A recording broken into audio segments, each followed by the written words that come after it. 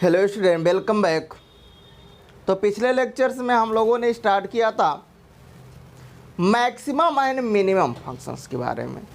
तो जैसा कि स्क्रीन पर आपको दिख रहा होगा कि f of x is equal to minimum of ten और काट एक्स का मिनिमम ग्राफ हमें चाहिए। तो बेसिकली हम लोग बनाएंगे कैसे? तो सबसे पहले हमें एक्स और वाई प्लेन चाहिए। तो चलिए ड्रा करते हैं, दोनों को कंबाइंड एक साथ ड्रा करते हैं, है ना। तो कुछ ये एक्स एक्सिस, ये आपके पास वाई एक्सिस, ठीक है।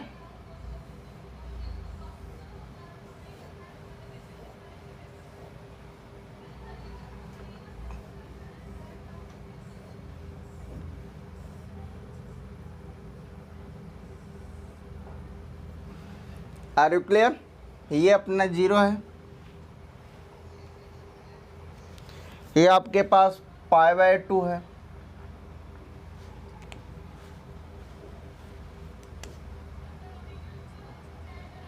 पाई 3π/2 2π -π/2 -π/2 -π -3π/2 -2π -5π/2। डन। अब जरा समझना, सबसे पहले 10 का ग्राफ बनाएंगे। तो बेसिकली 10 का ग्राफ -π/2 से π/2 इंटरवल के बीच आएगा। Are you clear? तो 10 का ग्राफ बेसिकली कुछ आपके पास ऐसा बनेगा, ऐसा।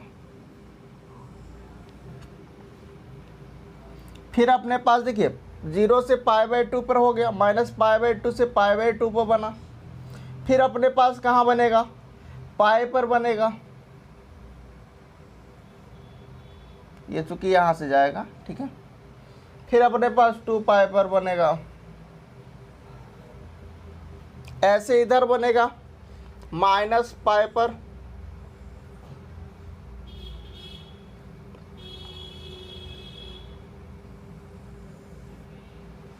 Are you clear? अब जरा हम लोग दूसरे कलर से बनाएंगे काट का ग्राफ।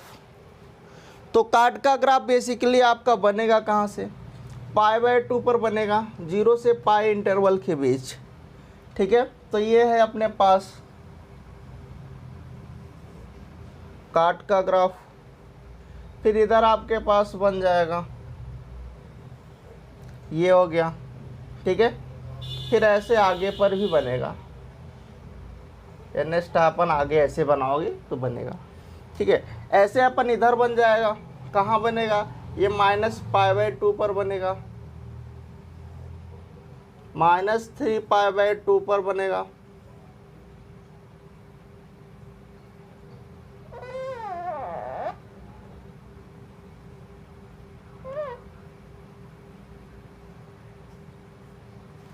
फिर ऐसे अपन यहाँ पर बनाओगे तो भी अपने पास बन जाएगा ऐसा कुछ।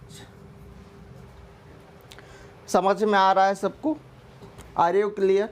देखिए मैंने जो आपके पास ये रेड वाला है, ये किसका ग्राफ है? ये जो रेड वाला लाइन दिख रहा है ये tan x का ग्राफ है, और जो आपके पास ये ब्लैक वाला है ये cot x का ग्राफ है। बात समझिएगा। तो देखिए आपको यहाँ पर बताना है कि मिनिमम ग्राफ कौन कौन सा होगा। तो बेसिकली आपको मिनिमम यहाँ पर दिख रहा होगा, सबको दिख रहा है या नहीं दिख रहा है? दिख रहा है। तो सबसे पहले यहाँ से स्टार्ट करते हैं ग्राफ को। तो देखो ये मिनिमम पार्ट इधर होगा, नीचे वाला पार्ट, फिर इधर से ये हो जाएगा, और फिर नीचे इधर भी मिनिमम होगा ये, और ये भी मिनिमम होगा। ऐसे इसी तरह से सारे हो जाएंगे। ये मिनिमम पार्ट है, इधर है आपके पास ये वाला होगा, ऐसे, ठीक है। इधर भी ये वाला हो जाएगा, ये वाला हो जाएगा, और इधर ऊपर ये वाला हो जाएगा, क्योंकि ये मैक्सिमम हो गया, ये वाला मिनिमम है, इधर ये मिनिमम है, ठीक है। चलिए इधर ये वाला हो जाएगा, और इधर ये वाला हो जाएगा। तो अगर इसको मैं एक अलग जगह बनाऊं, दूसरे पर हम लोग ड्रा करके दिखाएं, तो बेसिकली हम लोग इसको ऐसे ड्रा करेंगे।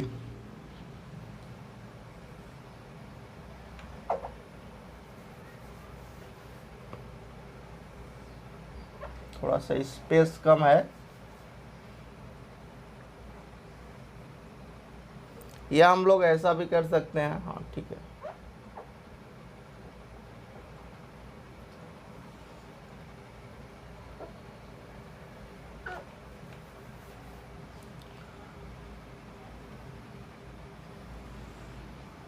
ये एक्स एक्सिस है, ये आपके पास वाई एक्सिस है।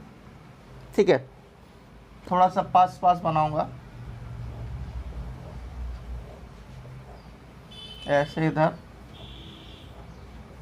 4 लाइनें कर दे रहा हूँ। ठीक है, ये 0 है, ये आपके पास π/2 था, ये पाई था, ये 3π/2 था, ये 2 पाई था। इधर -π/2 है, ये -पाई है, माइनस का 3π/2, और आगे वाला ये आपके पास होगा ये वाला। आप चाहो तो इस वाले को हटा भी सकते हो, एक लाइन इधर से मैं कम कर दे रहा हूँ। ठीक है, इस एक्सिस में थोड़ा सा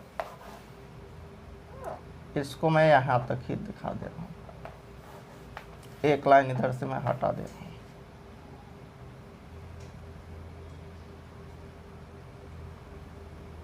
ये था। ठीक है, तो ये बेसिकली ऐसा था, तो इसको ऐसा दिखा दे। ठीक है, चले, ये जो 2 पाई वाला है, जरा समझना है इसको, थोड़ा सा स्पेस कम है, बस इसी को मैं यहाँ पर ड्रा करूँगा। बेसिकली जो समझाना था मैंने यहाँ पर कर दिया है। देखो आपके पास 0 से π/2, 0 से π/2 पर ये आपके पास मिल रहा है मिनिमम। ठीक है, फिर आपके पास पाई से 3π/2 पर मिल रहा है, ये मिल रहा है। इधर लेफ्ट में -पाई से π/2 पर मिल रहा है, ये हो गया। फिर अपने पास कहाँ मिल रहा है, -2 पाई से, ये -2 पाई है ना, तो -2 पाई से 3π/2 पर मिल रहा है, तो लो ये हो गया। अब नीचे आपके पास देख लो कहाँ पर मिल रहा है। सबसे पहले 0 से π/2 से पाई के बीच मिल रहा है, तो π/2 से पाई के बीच आपके पास मिल रहा है। ठीक है, तो बेसिकली आपके पास π/2 से पाई में कौन सा आ जाएगा, ये आएगा, तो बेसिकली ये यहाँ पर मिलेगा ऐसा कुछ।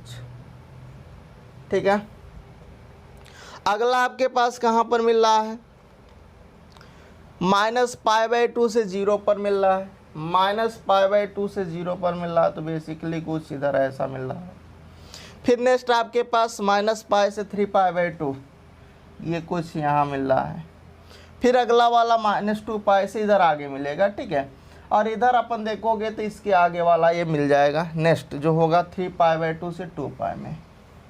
तो ये था आपके पास ग्राफ, मिनिमम का ग्राफ ये हो गया आपके पास minimum graph. Are you clear? तो नोट कर लीजिए।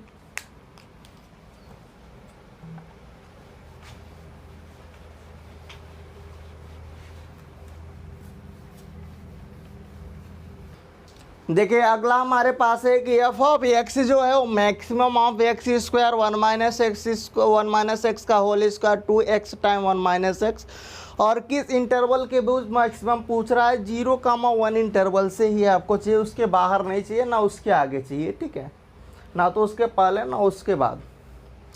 तो बेसिकली अगर ये इसका हम लोग ग्राफ बनाएं कि y=x² का ग्राफ कैसे बनता है, तो आपके पास अगर x पे स्क्वायर होता है तो आपके पास पैराबोला y एक्सिस पर बनता है। तो बेसिकली इसका ग्राफ कुछ ऐसा होगा, ये आपके पास x एक्सिस है, ये y एक्सिस है, ये हो गया।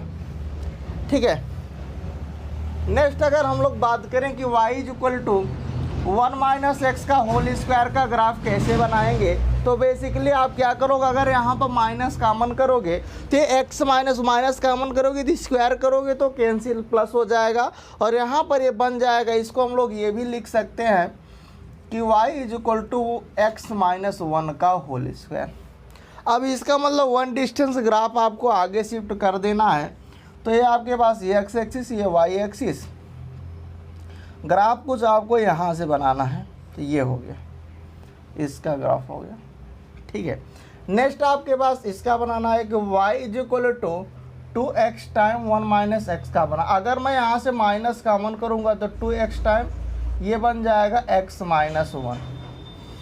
अब हमें जानते हैं कि अगर यहाँ पर y is equal to minus का 4ax आता है, ठीक है, y is equal to 4ax आता है, y square is equal to 4ax आता है, या फिर यहाँ पर बेसिकली क्या है, y इज इक्वल ये क्या है, x में है, y इज इक्वल टू ये एक्स स्क्वायर जैसा वर्क बिहेव करेगा।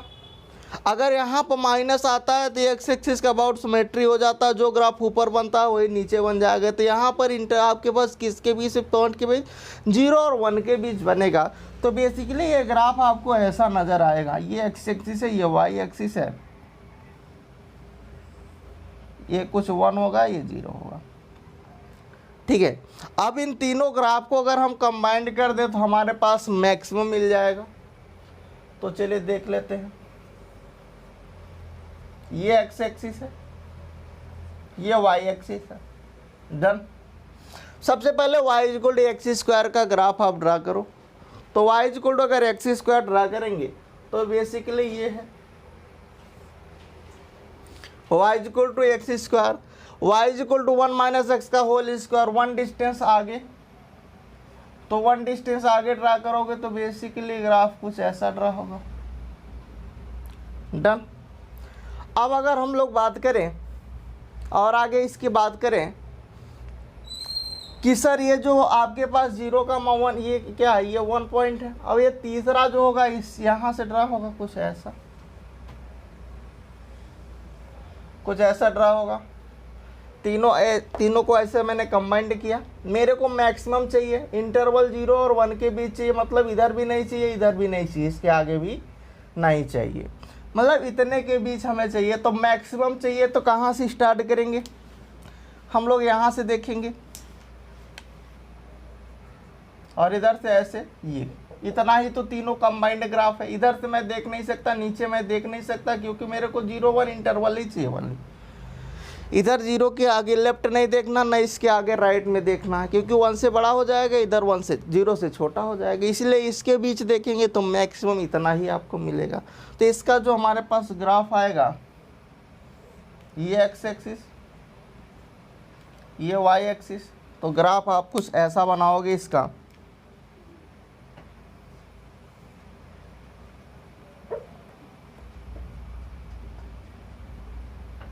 कुछ आपको इस तरह से नज़र आएगा, ठीक है, कुछ इसी तरह से नज़र आएगा, ठीक है।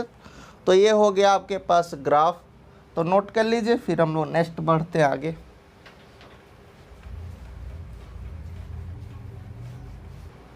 y is equal to greatest integer sine x, x belong कर रहा है 0 से 2 पाई इंटरवल के बीच हमें ग्राफ बनाना है।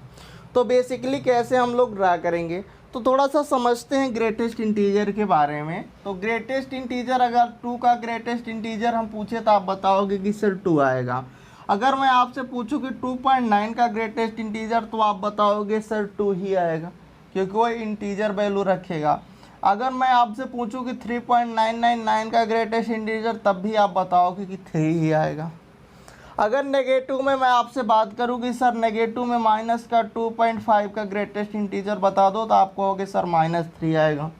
अगर मैं आपसे यहाँ पर पूछूँ माइनस का 2.999 भी पूछूंगा, तब भी आप बताओगे कि सर -3 ही मिलेगा, क्योंकि नेगेटिव में वो लेफ्ट में रखेगा और पॉजिटिव में वो इंटीजर रखेगा। डेसिमल को हटा दो बस, ठीक है। तो ये था आपके पास। अब जरा इस साइन एक्स का 0 से 2 पाई इंटरवल पर हम लोग ड्रा करते हैं। तो ये एक्स एक्सिस है, ये आपके पास वाई एक्सिस है, ठीक है। अब अप्रोच को समझना है आपको कि साइन का ग्राफ बनाना है 0 से 2 पाई इंटरवल। ये पाई हो गया, ये 0 हो गया, ये 2 पाई हो गया, और बीच में आपके पास ये π/2 हो गया,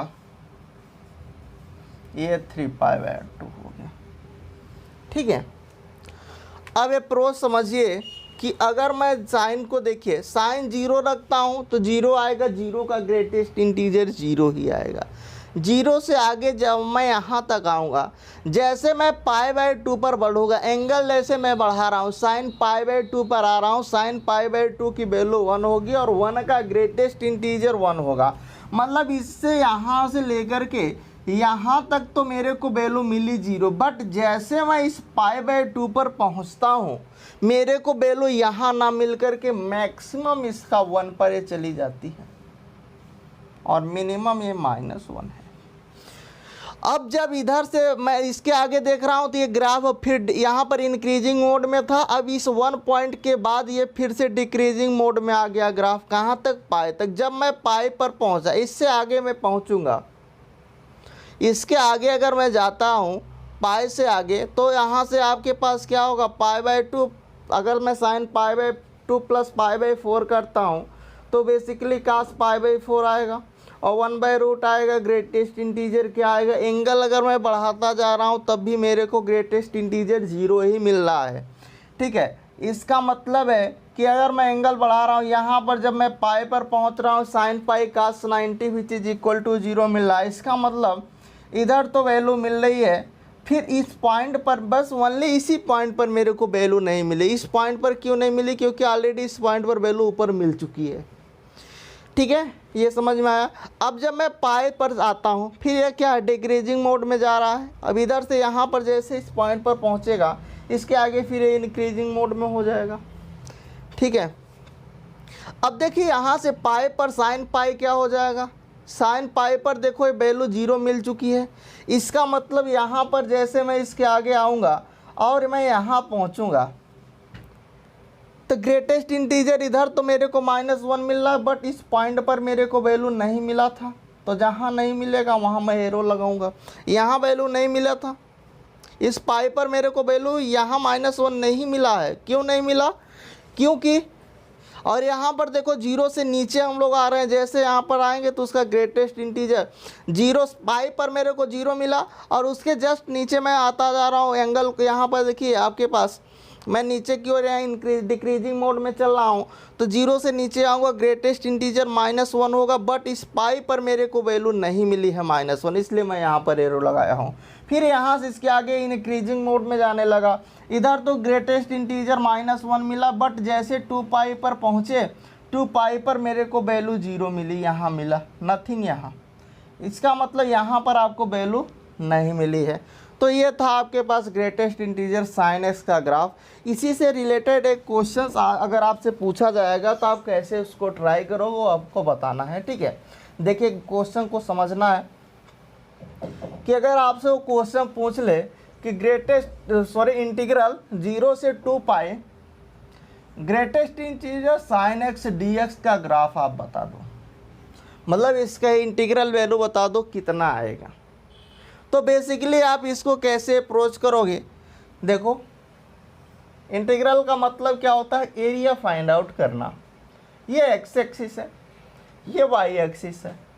ठीक है, अब इधर देखो यहाँ पर आपके पास ये आपके पास मान लीजिए कि ये π/2 है, इधर ये पाई है, ये 3π/2 है और अगला आपके पास 2 पाई है।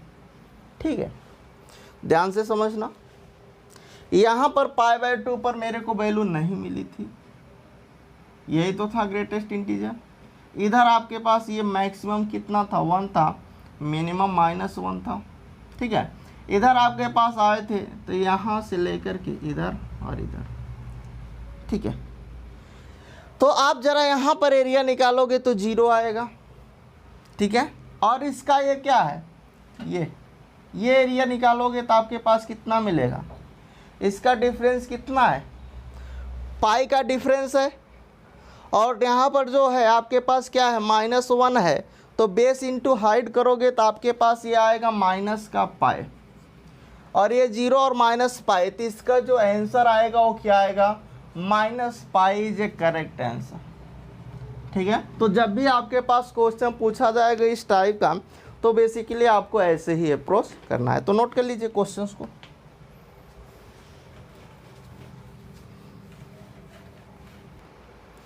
हमारे पास है कि y is equal to greatest integer cos x, x belonging to great यहाँ पर क्या इस इंटरवल के बीच बात कर रहा है, 0 से 2 पाई इंटरवल की बात कर रहा है। तो देखते हैं cos x का ग्राफ बनाएंगे कैसे।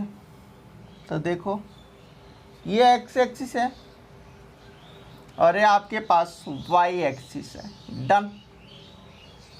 अब cos का ग्राफ स्टार्ट कहाँ से होता है, इस 1 से स्टार्ट होता है, ये है। डन।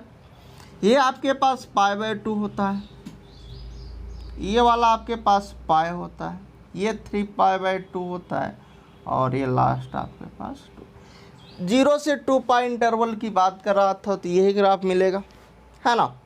अब ज़रा समझना, ग्रेटेस्ट इंटीजर की बात कर रहा है। अगर मैं cos 0 रखूँगा तो cos 0 की वैल्यू 1 आएगी और 1 का ग्रेटेस्ट इंटीजर 1 आएगा। इसका मतलब इस 0 पर वैल्यू मुझे नहीं मिली। 1 के यहाँ से आगे बढ़ूँगा, cos π/2 पर बढ़ूँगा, इसके यहाँ पर देखिए डिक्रीज करने लगा और जब डिक्रीज करने लगेगा तो मेरे को ग्रेटेस्ट इंटीजर 0 ही मिलेगा। इसका मतलब ये इसका मैक्सिमम 1 है और इसका मिनिमम कितना आएगा, -1 है। फिर इधर देखो ये डिक्रीज मोड में ही चल रहा है और 0 से नेगेटिव आओगे तो बेसिकली यहाँ पर π/2 पर मेरे को वैल्यू यहाँ मिल गई, इसका मतलब यहाँ तो मिलेगा नहीं। और 0 से नेगेटिव आओगे तो इसका ग्रेटेस्ट इंटीजर -1 आएगा। इसका मतलब इस π/2 पर मेरे को वैल्यू नहीं मिली थी, इसीलिए यहाँ पर मैंने एरो लगाया। क्यों नहीं मिली, क्योंकि ऑलरेडी यहाँ वैल्यू मिल चुकी है। ठीक है। अब जब इसके आगे मैं बढ़ूँगा, पाई से आगे चलूँगा तो cos पाई के आगे आप बढ़ोगे तो बेसिकली आप देखोगे कि आपको फिर इधर आपके पास क्या होगा, इधर तो वैल्यू मिलेगी बट 3π/2 पर जाओगे तो आपके पास ये 0 पर ये पहुंच जाएगा। इसका मतलब यहाँ पॉइंट पर भी आपको वैल्यू नहीं मिली। 3π/2 जैसे आप पहुँचोगे उसका ग्रेटेस्ट इंटीजर 0 मिल जाएगी। इसका मतलब -1 तो वैल्यू मिलेगी नहीं, इसलिए यहाँ पर हो जाएगा। तो इसलिए जहाँ पर वैल्यू नहीं मिलती वहाँ एरो लगता है। इसके आगे जब बढ़ोगे तो ये 0 पर मिलेगा, ये 0 पर मिल गया है। इसके आगे आओगे 2 पाई पर तो यहाँ पर वैल्यू ना मिलकर क्यों वैल्यू यहाँ मिलेगी, इसलिए यहाँ पर भी आपको एरो लगाना पड़ेगा। तो ये आपके पास ग्रेटेस्ट इंटीजर cos x का ग्राफ हो गया। ठीक है। अब क्वेश्चन को कैसे पूछेंगे आपसे कि इंटीग्रल 0 से 2 pi greatest integer cos x dx का आप ग्राफ बना। इसका मतलब हमें इंटीग्रल वैल्यू बता दो, इसका इंटीग्रल क्या होगा, है ना। ये क्या है, डेफिनेट इंटीग्रल बन गया। अब आप करोगे कैसे, यहाँ पर इसको अगर आप हम लोग ऐसे रफली ड्रा करें तो ऐसा हम लोग कर सकते हैं। ये x एक्सिस है और बेसिकली आपके पास ये y एक्सिस है। ठीक है। अब अगर आप देखो तो 0 से 2 पाई पर ये आपको मिला है, ये देखो ये π/2 था, ये पाई था, ये 3π/2 था, ये 2 पाई था। ठीक है। अब देखो यहाँ पर तो वैल्यू मिली नहीं थी, यहाँ पर एरो था। ठीक है। इधर आपके पास π/2 से आप और 3π/2 पर आप इधर नीचे आ गए थे। ये क्या था, -1 था, ऊपर आपके पास 1 था, तो यहाँ पर थे आप, ऐसा था, है ना। डन। Are you clear. ठीक है ना। यहाँ पर तो वैल्यू मिली थी ना पाई पर, -1। ठीक है। अब इसके आगे जब आप बढ़े थे तो यहाँ पर आ गए थे। इसका मतलब आपके पास इसकी अगर एरिया निकालना हो तो यही आपके पास रीजन आता। बाकी ये तो 0 है, इधर भी 0 है, तो यहाँ पर इसका क्या होगा, अगर कॉमन डिफरेंस निकालो तो कॉमन डिफरेंस कितने का आएगा, पाई का डिफरेंस आएगा। और इसका क्या है, L × B करोगे तो ये -पाई आ जाएगा इसकी एरिया, और ये 0 है, ये 0 है, तो बेसिकली इसका भाई आंसर क्या आएगा, -pi is A correct answer. तो नोट कर लीजिए क्वेश्चंस को।